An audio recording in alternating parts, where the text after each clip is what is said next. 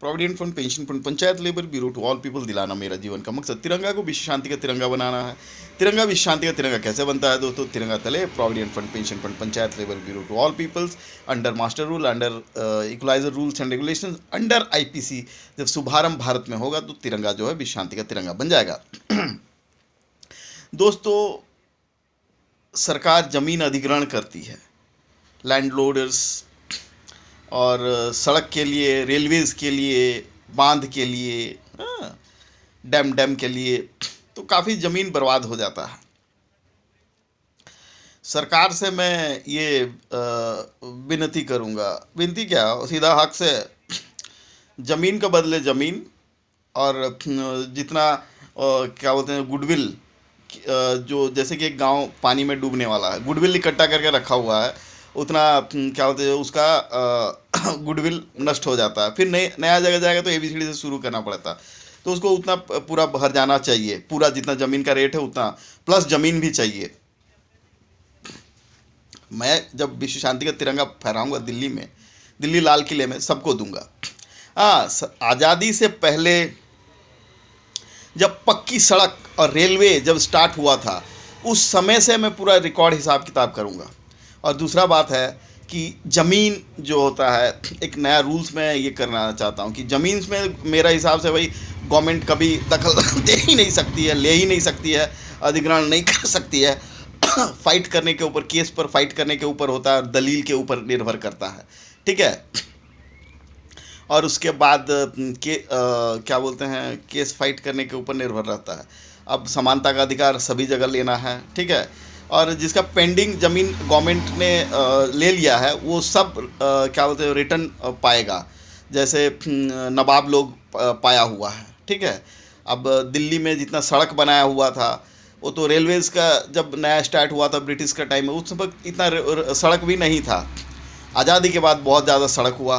तो दिल्ली की जनता, अगर मैं गद्दी पर बैठता हूँ तो मैं दूंगा, सिर्फ दिल्ली के ही नहीं, दिल्ली में ही नहीं, पूरा इंडिया में दूंगा, ठीक है। विश्व शांति का तिरंगा का ऊपर भरोसा रखिए, अपने आप पर भरोसा रखिए, provident fund, pension fund, panchayat labour bureau to all peoples का ऊपर भरोसा रखिए। बहुत जल्दी मैं आऊँगा, कोशिश कर रहा हूँ कोई राष्ट्रीय पार्टी मुझे प्रमोट करे, सपोर्ट करे मेरे विजन्स को, और विश्व शांति का तिरंगा फहराने में मदद करे। अब 56 इंच का सीना में विश्व शांति का तिरंगा होना ज़रूरी है। अब जिसका नहीं है तो सोच लो वो हिंदुस्तानी है या पाकिस्तानी। वो चाहे नाटा हो, चाहे बड़ा हो, लंबा हो, ठीक है। वो डायरेक्ट एक ही बात है, फुल मेजॉरिटी है तो दे।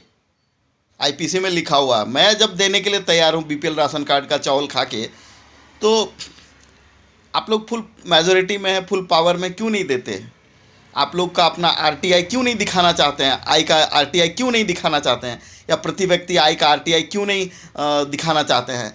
क्या आप लोग ने पुलवामा में सेटिंग किया था, या क्या बोलते दिल्ली बम कांड में सेटिंग किया था?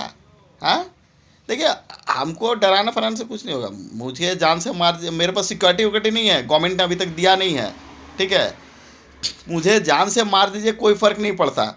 मैंने जो राष्ट्रपति भवन का चिट्ठी कल दिखाया, कल क्या परसों को जी, वो मेरा विजन सही जगह पहुंच गया है, सही जगह अपलोड हो गया है।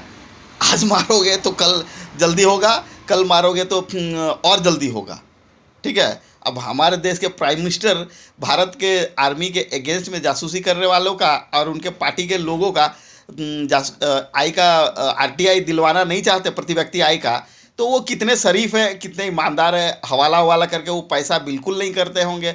बोलिए जिसको जो बोलना है। जब मेरी बारी आएगी तब मैं बताऊंगा, कल कोर्ट को बताऊंगा, बार काउंसलिंग को बताऊंगा, और पुलिस डिपार्टमेंट को, सीबीआई को, और आर्मी वालों को, सबको बताऊंगा, न्यूज़ मीडिया, भाया मीडिया में, इस दुनिया में, कि क्या ये सत्ता हथियाने का राजनीति है, या फिर मैं जो विश्व शांति का तिरंगा देकर विश्व शांति का मार्ग पर प्रशस्त कर रहा हूँ देश को, वो अच्छा है। अब सबका अपना अपना टेस्ट है, अपना अपना चॉइस है। कोई चाय पीता है तो निकोटिन वाला पीता है, कोई चाय ही नहीं पीता, कॉफ़ी पीता है, या फिर कोई निकोटिन फ्री चाय पीता है, या कोई दूध पीता है। तो दूध पीता छोटा बच्चा, ठीक है, खैर छोटा बच्चा एज में ज़्यादा टैलेंट हुआ होगा तो क्या होगा। अब देखते हैं सुप्रीम कोर्ट में क्या फैसला होगा। अब क्या बोलते हैं, वाइट टेररिस्ट लोगों का ज़माना है या नहीं है, रहेगा या नहीं होगा। किसी को आइडेंटिफाई करना वाइट टेररिस्ट बहुत मुश्किल। बाप रे, वाइट टेररिस्ट क्या होता है देख लीजिए। जो पुलवामा में जो डीएसपी साहब पकड़े गए, वो पहले 2IC थे, फिर इस प्रमोशन पाके डीएसपी बन गए। वो जो पकड़े गए उनका पकड़े गए उनका जो क्या बोलते हैं, एसपी साहब से ज़्यादा बड़ा बंगला उनका था, कमिश्नर साहब से ज़्यादा बड़ा बंगला उनका था। तो वो ज़रूरी है या नहीं ज़रूरी है। इनकम टैक्स डिपार्टमेंट बताइए। तो अगर इनकम टैक्स डिपार्टमेंट और बाकी लॉ एंड ऑर्डर्स डिपार्टमेंट और आर्मी वाले डिपार्टमेंट सब मिल के बोल दे कि एक तो लेटर लिख के दे दे कि नहीं अरुण कुमार महतो जी, आप जो इनकम से सुपरविजन करवाना चाहते हैं प्रधानमंत्री का, सब व्यर्थ है, बेकार है। मैं खुशी से मतलब फिर मैं ऐसे फेसबुक व्हाट्सअप बिल्कुल नहीं छोड़ूंगा, ठीक है। और वो क्या बोलते हैं, अगर बोलेगा कि नहीं पुलवामा में घटा होता है, उसमें कोई घूस घास होता नहीं है, कुछ नहीं होता है, वो पुलिस उलिस वाला जो डीएसपी साहब जो पकड़े गए वो सब व्यर्थ व्यर्थ होता है, सब बेकार में। तू बोल नहीं, बस दाढ़ी उड़ी मत बढ़ा, हीरो बन के घूम। ऐसे अगर कोई बोल भी दे, लिख के दे चिट्ठी, तो मैं चुपचाप अपना केस जब फाइल करूँगा तब पता चल जाएगा। क्योंकि ऑलरेडी वहाँ में गया हुआ है जहाँ पे भारत का 125 करोड़ लोगों का भविष्य का सुरक्षा का गारंटी के ऊपर मेरा बात को रखा गया है, पकड़ा गया उसे, मतलब उस बात को ग्रहण किया गया है। बाकी तो मोदी जी कितना क्या कर लेंगे देख लेंगे। जय हिंद।